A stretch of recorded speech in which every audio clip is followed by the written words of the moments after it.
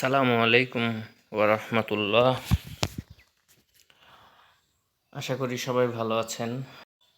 আমাদের এই চ্যানেলে ভিডিও দেখার জন্য আপনাদেরকে স্বাগতম।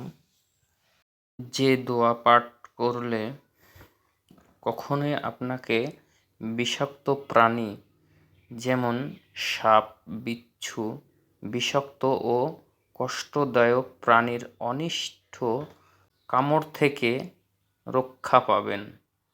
আল্লাহর রসূল সাল্লাল্লাহু আলাইহি ওয়াসাল্লাম হাদিসে বর্ণনা করেছেন। তাহলে আসুন আমরা জেনে নিই হাদিস এবং দোয়া।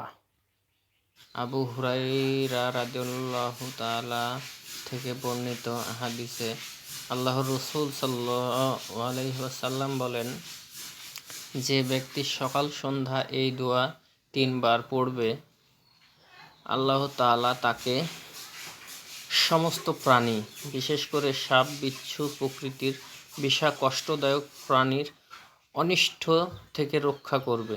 তিরমিজি হাদিস নাম্বার 3604 নম্বর। দোয়াটি হলো উচ্চারণ: আউযু বিকা লিমাতিল্লাহিত তাম্মাতি মিন শাররি মা খলাক।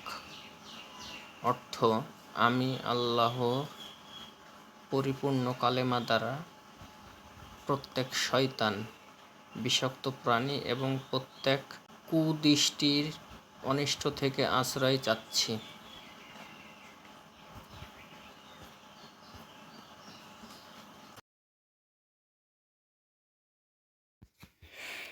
ভিডিওগুলো যদি ভালো লেগে থাকে এবং উপকৃত হন, তাহলে আমাদের চ্যানেলটি অবশ্যই সাবস্ক্রাইব করতে ভুলবেন না।